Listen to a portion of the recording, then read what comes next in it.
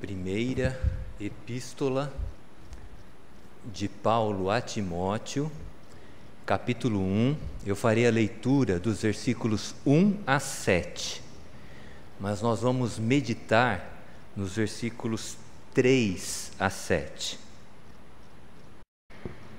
Diz o texto: Paulo, apóstolo de Cristo Jesus, pelo mandato de Deus, nosso Salvador, e de Cristo Jesus, nossa esperança, a Timóteo, verdadeiro filho na fé, graça, misericórdia e paz da parte de Deus Pai e de Cristo Jesus, nosso Senhor. Quando eu estava de viagem rumo à Macedônia, te roguei permanecesses ainda em Éfeso, para admoestares a certas pessoas, a fim de que não ensinem outra doutrina, nem se ocupem com fábulas e genealogias sem fim, que antes promovem discussões do que o serviço de Deus na fé. Ora, o intuito da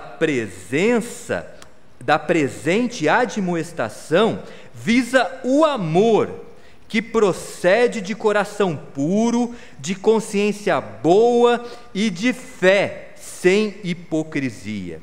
Desviando-se algumas pessoas destas coisas, perderam-se em loquacidade frívola, pretendendo passar por mestres da lei, não compreendendo, todavia, nem o que dizem, nem os assuntos sobre os quais fazem ousadas asseverações. Vamos orar. Senhor, queremos te pedir que fales conosco, apesar de mim, que o teu Espírito ilumine as nossas mentes e o nosso coração para compreendermos a tua verdade e colocarmos estes ensinamentos em nossa vida, no nosso dia a dia. Ajuda-nos, ó Deus, porque nós reconhecemos que precisamos do Senhor, somos dependentes de Ti e queremos, ó Pai, sermos instruídos pela Tua Palavra e transformados pelo Teu Espírito, conforme o ensino da Tua Palavra, para vivermos de modo agradável ao Senhor. Pedimos isso em nome de Jesus. Amém.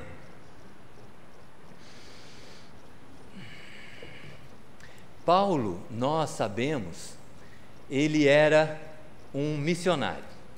Como missionário, ele viajava muito, pregando o Evangelho e fundando e organizando igrejas. Para ajudá-lo no trabalho, Paulo era uma pessoa de visão, né? Aliás, há vários livros escritos baseados na liderança do apóstolo Paulo. Paulo tinha uma visão do trabalho missionário impressionante. Ele fundava as igrejas, ele organizava essas igrejas, ele preparava a liderança dessas igrejas. Sendo assim, ele treinava pastores, missionários para a obra do Senhor. Entre essas pessoas que Paulo treinou para a obra do Senhor, encontram-se Lucas, o médico, Lucas que escreveu o livro de Atos dos Apóstolos. Encontram-se também Silas, que passou a acompanhar o apóstolo Paulo a partir da segunda viagem missionária. Tito, que foi designado por Paulo para pastorear a igreja na ilha de Creta. Epáfras, que foi designado por Paulo para pastorear a igreja de Colossos. E o jovem Timóteo, a quem ele escreve esta carta. O jovem Timóteo, ele pastoreou boa parte do seu ministério, a igreja de Éfeso. Bom, como Paulo conheceu Timóteo, a quem ele escreve esta carta? Em Atos, capítulo 16, diz que Paulo, visitando a cidade de Listra, na região da Galácia, conheceu a família de Paulo. família de Timóteo, melhor dizendo, né? A sua avó Lóide, a sua mãe Eunice e o próprio jovem Timóteo. E Paulo ficou impressionado com a fé sincera deste jovem.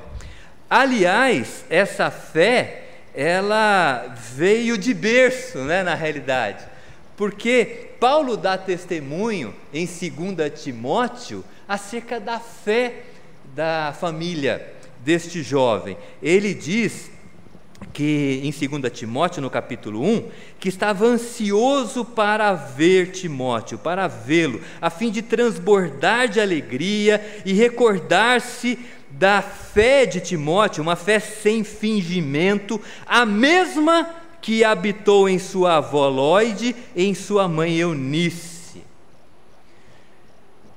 Então, Timóteo tinha essa fé autêntica, genuína, legítima. Se você ler as cartas de Paulo a Timóteo, são 2 cartas, a primeira e segunda carta, e até, quem sabe, tiver a oportunidade de ver o comentário destas cartas, você vai verificar que Timóteo, ele, além de ser jovem, ele era uma pessoa de personalidade retraída, era tímido. Timóteo, ele também tinha um problema de saúde, a sua saúde não era a ideal, né?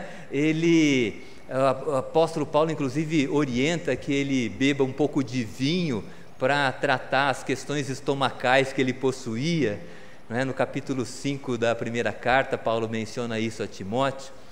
Então, era um jovem que tinha suas limitações, era retraído, no entanto, Deus o chamou para fazer a sua obra. Veja que Deus não precisa de habilidades humanas para realizar a obra dele. Deus nos capacita. O que é necessário de fato é que nós tenhamos uma fé genuína, uma fé sincera. Às vezes até na cama, possuindo uma fé sincera, nós podemos dar testemunho da graça de Deus, do amor de Deus. Timóteo é um exemplo dessa realidade. O fato é que a igreja de Éfeso estava com problemas porque falsos líderes ensinavam uma outra doutrina que corrompia o evangelho de Jesus Cristo.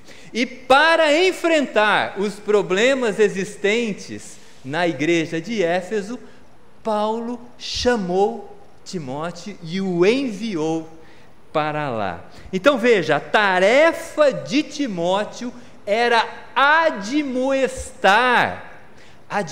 O versículo 3 nos fala isso, né? Paulo dizendo: quando eu estava de viagem rumo à Macedônia, eu te roguei, Timóteo, permanecesses em Éfeso para admoestares certas pessoas, a fim de que não ensinem outra doutrina. Admoestação, aqui essa palavra, é uma confrontação na realidade, é uma advertência firme, muitas vezes até severa. E Timóteo, o jovem Timóteo, tímido e com saúde debilitada, ele é que foi escalado para fazer essa admoestação. O apóstolo Paulo, ele descreve o ensino desses falsos líderes. Aqui no verso 4, ele diz que esses falsos líderes, eles se ocupavam com fábulas e genealogias sem fim. O que são fábulas? São contos, né? São histórias, né? Muitas histórias de fundo moral, né? Podem ser lendas. Eu gosto de fábulas, eu gosto de ler fábulas, histórias com fundo moral, mas o líder religioso, ele não pode fundamentar o seu ensino em fábulas, tem que fundamentar o seu ensino na palavra de Deus, no Evangelho de Jesus Cristo. Esses falsos líderes lá em Éfeso ficavam contando fábula, ficavam falando genealogia sem fim. Eles pregavam o Antigo Testamento. Eles provavelmente usavam o livro de Gênesis, que traz várias genealogias, para que falavam das genealogias e talvez quisessem identificar qual tribo os irmãos lá da igreja pertenciam, qual tribo de Israel, se eles eram descendentes diretos de Abraão, de Moisés, de Arão, de Josué. Ao invés de ensinarem a palavra de Deus, estavam se ocupando com essas questões. E quando se identificava alguém, fulano de tal, de fato, ele é um descendente distante de Abraão, fulano de tal então é diferenciado. Quando na igreja todos nós somos iguais, só temos dons diferentes, mas nós precisamos uns dos outros e todos somos iguais. Então, esses falsos líderes se ocupavam dessas questões, fábulas, genealogias sem fim, diz o texto, que antes promoviam discussões do que o serviço de Deus na fé. Mas além disso, eles também falavam coisas estranhas acerca do casamento e de comidas. Diz aqui o capítulo 4, verso 2, falando da hipocrisia desses falsos líderes. Paulo diz que eles falam mentiras, têm a própria consciência cauterizada, proíbem o casamento, exigem abstinência de alimentos que Deus criou para serem recebidos com ações de graças pelos fiéis e por quantos conhecem plenamente a verdade. Então, ensinos estranhos acerca do casamento, da sexualidade, de comida, ensinos que não eram consistentes com aquilo que Jesus Cristo ensinou, com aquilo que Paulo e os demais apóstolos ensinavam. Esses falsos líderes, eles distorciam o ensino da Torá. A Torá são os chamados livros da lei, os 5 primeiros livros do Antigo Testamento. Quais são eles? Gênesis, Êxodo, Levítico, Números e Deuteronômio. Os 5 primeiros livros da Bíblia são chamados de livros da lei, ou Torá. Eles distorciam a Torá para trazerem esses ensinos que geravam mais polêmica, mais confusão do que a comunhão.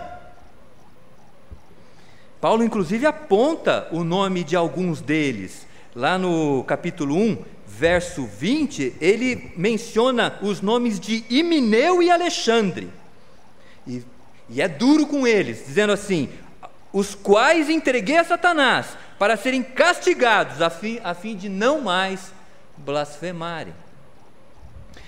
Então a missão de Timóteo não era uma missão fácil. Qualquer missão que envolva confrontação é algo bem complicado. Timóteo tinha que fazer apologia da fé, defender a fé, confrontando, ele jovem, doente, tímido, confrontando pessoas mais velhas e que ocupavam a liderança da igreja.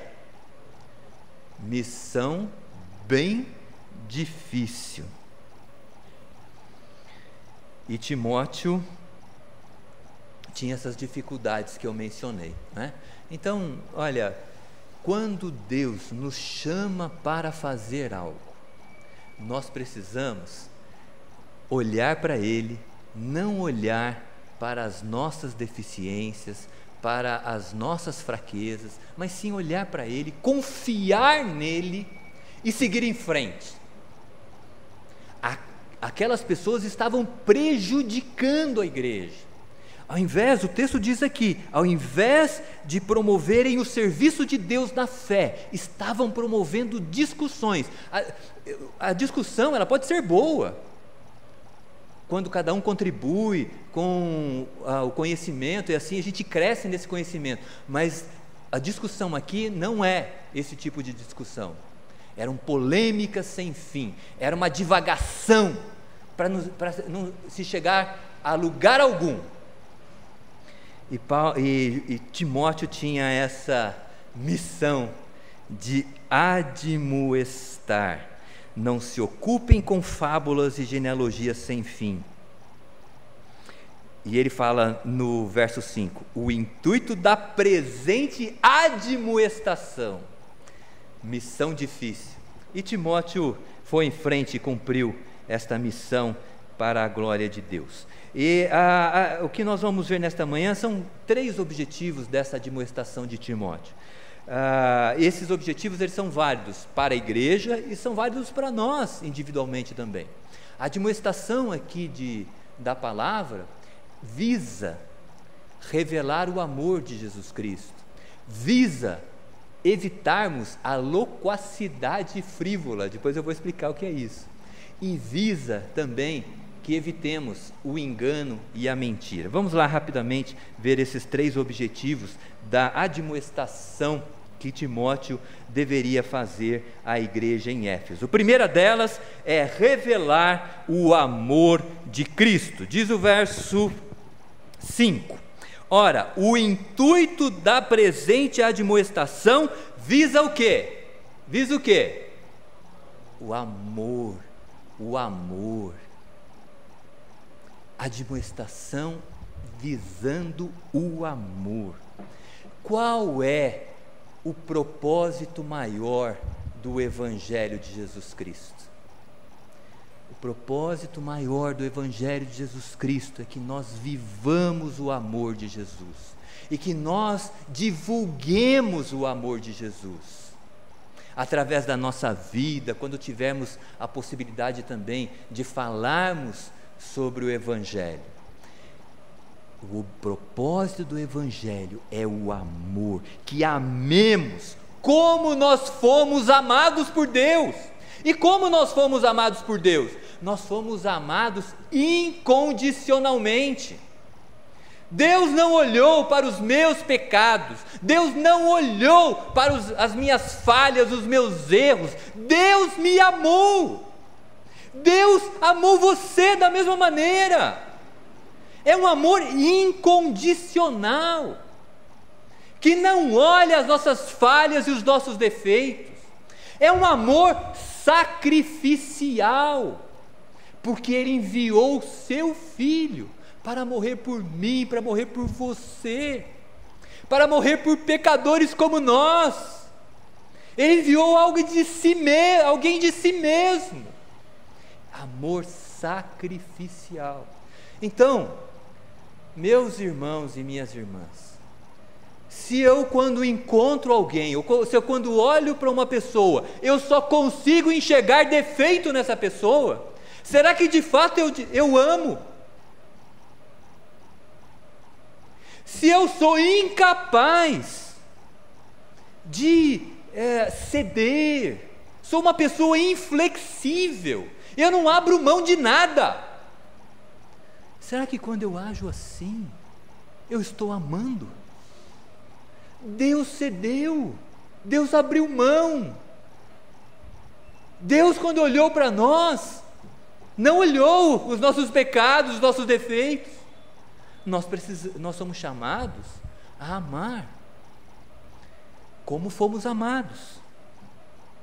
E o texto diz aqui qual que é a base deste amor, né? O intuito da presente admoestação visa o amor que procede de coração puro, consciência boa, fé sem hipocrisia.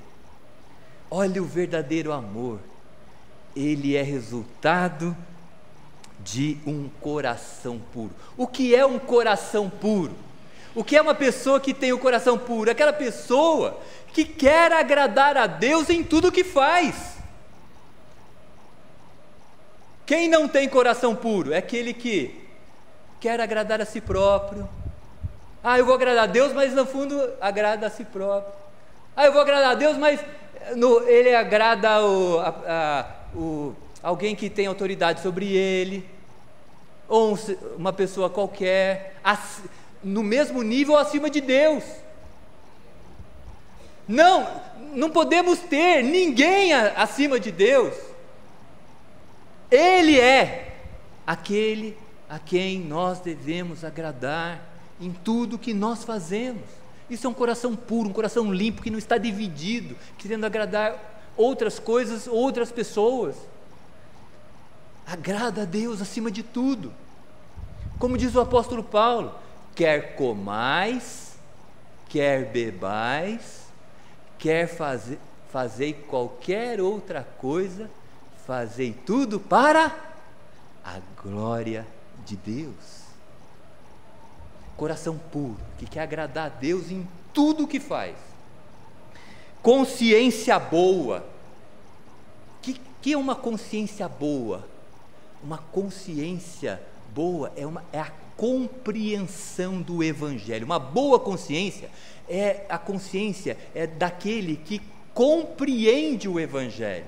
Você compreende o Evangelho de Cristo? Tem um texto nas Escrituras que para mim é fundamental para nós compreendermos o Evangelho e termos uma boa consciência acerca do Evangelho.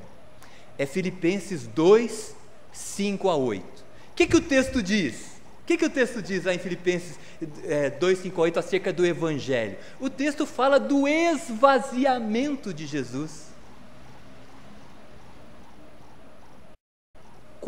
Como que Jesus se esvaziou? O texto diz: ele, sendo Deus, abriu mão do seu status divino para encarnar, para assumir a forma de servo, ser identificado em figura humana. Olha Jesus se esvaziando, e o texto diz que ele também se humilhou.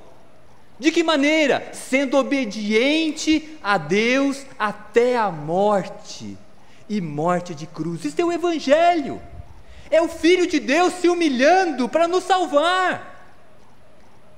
Mas a Bíblia nos ensina que aquele que se humilha será exaltado. Por isso o texto continua dizendo: Jesus se humilhou, mas Deus o exaltou, fazendo-o ressuscitar. E o texto diz que todo joelho se prostrará e toda língua confessará que Jesus é o Senhor. Jesus, ele foi humilhado, mas será exaltado.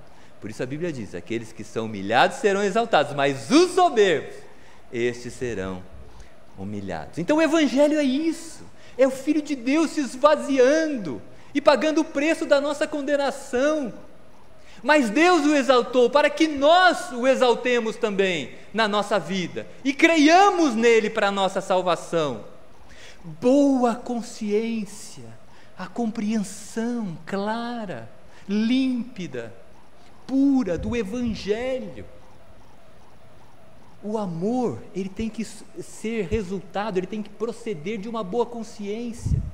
E o amor, o texto diz aqui também, tem que proceder de uma fé genuína. O intuito da presente admoestação visa o amor que procede de coração puro, consciência boa e fé sem hipocrisia. Fé sem hipocrisia, sem falsidade. Viver como cristão em todas as áreas da vida, cumprindo o terceiro mandamento. Fé sem hipocrisia é cumprir o terceiro mandamento. Sabe qual é o terceiro mandamento? Não tomarás o nome de Deus em vão. Muitos dizem, eu concordo, né? Não tomarás o nome de Deus em vão, que é o terceiro mandamento, está ligado a você não usar o nome de Deus em conversas fúteis, banais, né? Tudo bem, eu concordo. Mas muito mais do que isso, tomar o nome de Deus em vão é nós nos declararmos cristãos e vivermos como se não fôssemos. Percebe? Isso é tomar o nome de Deus em vão.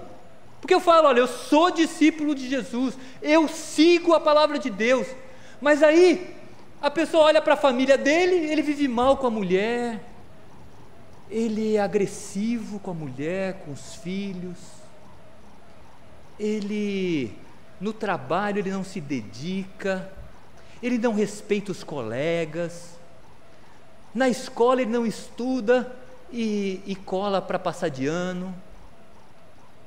Agora, testes assim incríveis em relação à fé genuína é o trânsito, né? No trânsito, olha, se você dirige e não peca enquanto dirige, você está aprovado como cristão. Outro teste assim importante é reunião de condomínio. Para saber quem é cristão, vai em reunião de condomínio. Se você consegue se controlar em reuniões de condomínio, você é cristão, você é cristão. Então, olha, fé genuína, fé sem hipocrisia, o amor. Nós existimos para revelar o amor de Cristo, que procede de um coração puro, que quer agradar a Deus, de uma boa consciência, que compreende o Evangelho, e de uma fé verdadeira. Nós não vamos chegar, sou cristão, mas as pessoas acabam sabendo que nós somos cristãos, né? E darmos testemunho, né, de cristãos onde estivermos. O versículo 6 diz que essa demonstração, além de revelar o amor de Jesus Cristo, o amor de Deus, visa também evitar uma palavrinha aqui difícil, né? Vamos ler o versículo 6. Desviando-se algumas pessoas dessas coisas, perderam-se em loquacidade frívola. A demonstração era para que os irmãos da igreja, ensinados por esses falsos líderes, que praticavam a loquacidade frívola, também não enveredassem pelo mesmo caminho. Mas o que é louco? Que palavrão é esse, né? Loquacidade frívola. Se alguém me chama assim, Ismael, loquacidade frívola, eu vou perguntar, mas será que ele está xingando a minha mãe? Loquacidade frívola? Eu não sei. Não, loquacidade vem do adjetivo, é o substantivo, o adjetivo é loquaz. O fulano é loquaz, o reverendo Roy é loquaz. Ele tem capacidade de falar, de fazer discurso, de se expressar bem. Agora, o negativo é o que vem a seguir, né? Loquacidade frívola. Frívolo é algo fútil, inútil, desnecessário.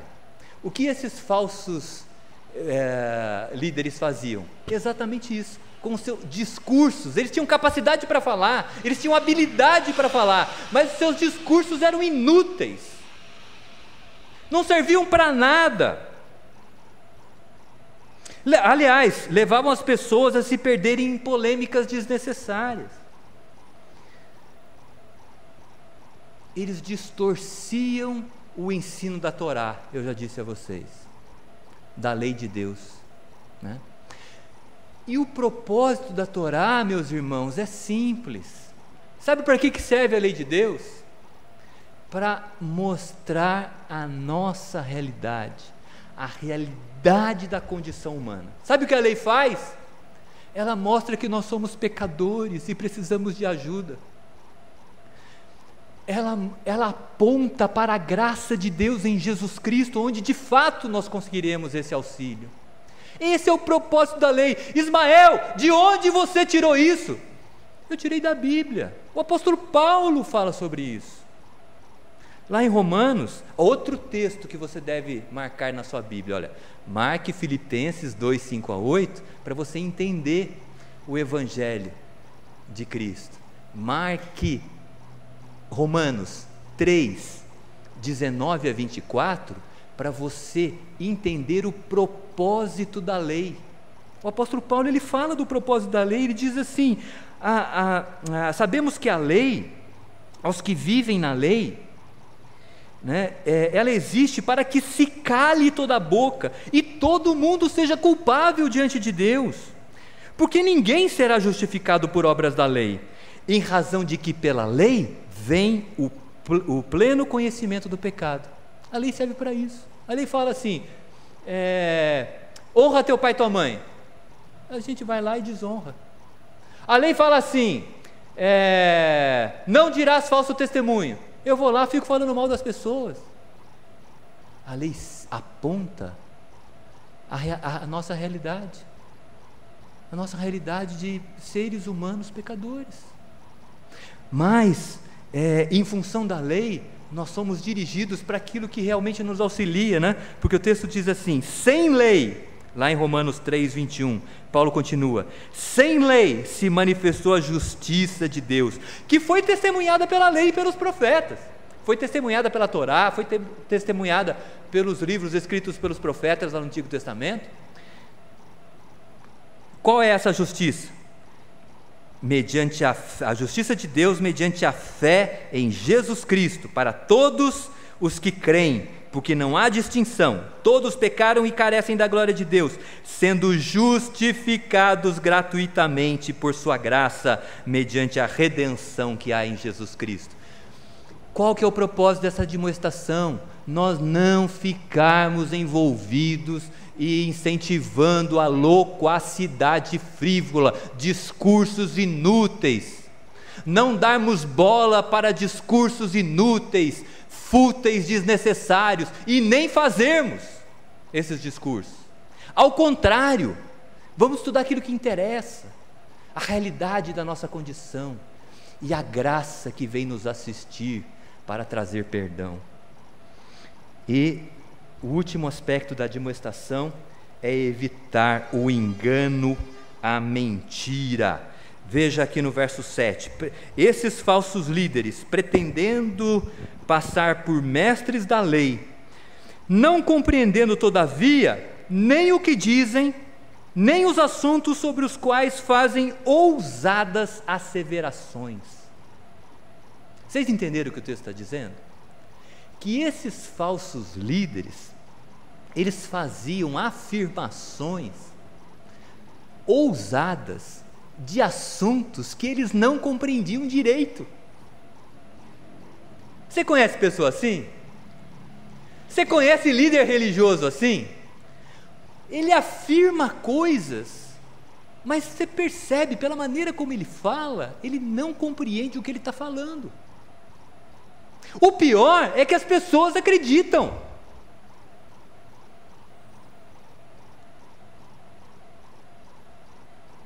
Às vezes eu recebo mensagens de WhatsApp, eu costumo chamar que essas mensagens são do tio ou da tia do WhatsApp, porque são mensagens que falam de assuntos complexos, assuntos ligados à economia do Brasil, segurança pública, pobreza, e fala do assunto e traz a solução, uma solução simples. E eu fico pensando, né? Esses problemas são problemas complexos. Problemas complexos não têm solução simples. Porém, as pessoas recebem essas mensagens e elas acreditam. Começa a reverberar essa mensagem, passar para diante. Eu falo, gente, o problema que a pessoa está falando, se ela tivesse conhecimento, ela teria mais cuidado com aquilo que ela apresentou como resposta, como solução. Assim eram aqueles mestres religiosos. Falavam coisas, faziam asseverações, afirmações ousadas, de assuntos sobre os quais não dominavam. E você sabe por que falsos líderes prosperam nas igrejas? Sabe por quê? Porque o povo não conhece a palavra de Deus. Deus, certa feita, fez uma advertência ao profeta Oséias, dizendo assim: Oséias, sabe por que o povo está perecendo? Sabe por que o povo está sendo destruído? E respondeu: porque não conhecem a palavra de Deus. Mas Deus continuou dizendo: você sabe por que eles não conhecem a palavra de Deus? Porque os sacerdotes, aqueles que eram os responsáveis por ensinar a palavra de Deus ao povo, eles rejeitaram o conhecimento da palavra de Deus. Então como é que o povo vai aprender? Só faltou Deus falar para Oséias: olha, esses sacerdotes, eles se ocupam de fábulas e genealogia sem fim, porque o conhecimento da palavra de Deus eles rejeitam. Então, para evitarmos o engano, para evitarmos a mentira no campo da religião, o que nós precisamos fazer? Nós precisamos meditar nas Escrituras. Pastor, é difícil. Se fosse fácil, nós seríamos sabendo. Pastor, eu não encontro tempo. Então você está perdendo tempo no seu dia a dia. Você tem que separar um momento, tem que se tornar um hábito. Assim como você escova o dente, penteia o cabelo, lava o rosto, habitue-se a ler uma porção das Escrituras para aprender acerca da verdade e não ser enganado. Louvem a Deus, porque eu acompanho o reverendo Roy, porque ele é um excelente pastor e nos ensina a verdade da palavra do Senhor.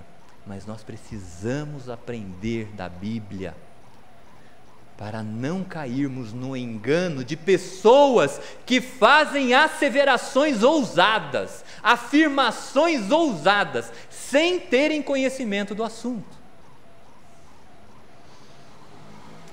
Concluindo, eu entendo que o objetivo do trabalho pastoral é ensinar a igreja a revelar o amor de Jesus Cristo. Esse é o objetivo principal, primordial. Nós carecemos de viver o amor de Cristo, revelar o amor entre nós. O amor de Cristo precisa prevalecer entre nós. Que amor? Esse amor que procede de um coração puro, de alguém que quer agradar a Deus acima de qualquer coisa, em tudo que faz, procede de uma consciência boa, que compreende o Evangelho. O amor que procede de uma fé sincera, de alguém que se declara cristão e procura viver como cristão. Esse é o objetivo pastoral maior. Que nós vivamos juntos, nós pastores fazemos parte desta igreja, nós vivamos o amor de Cristo. E como objetivos secundários, de forma preventiva, pregando o Evangelho, pregando a palavra de Deus, evitarmos a loquacidade frívola, discursos vazios, fúteis, inúteis, desnecessários, que só geram polêmica, divagação, sem chegarmos a lugar nenhum. Evitarmos a loquacidade frívola e evitarmos o engano das pessoas que afirmam coisas sem terem o conhecimento devido delas. Que Deus nos abençoe.